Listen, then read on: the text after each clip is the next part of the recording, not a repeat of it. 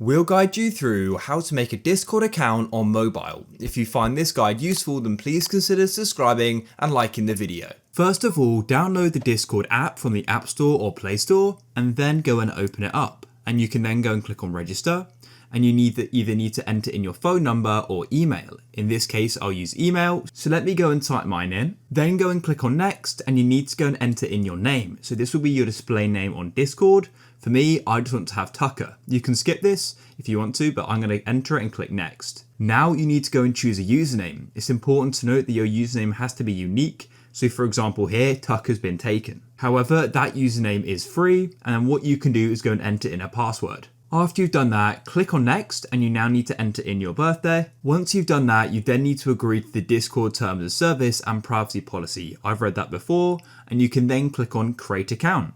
And you may need to go and complete sort of a verification thing here. Once you've done that, you should then go and be able to go and register your account. You can choose a profile picture. I'll just choose this one here, and that is it. Then what you can do is start joining servers, adding friends, and sending messages. If you found this useful, then please leave a like.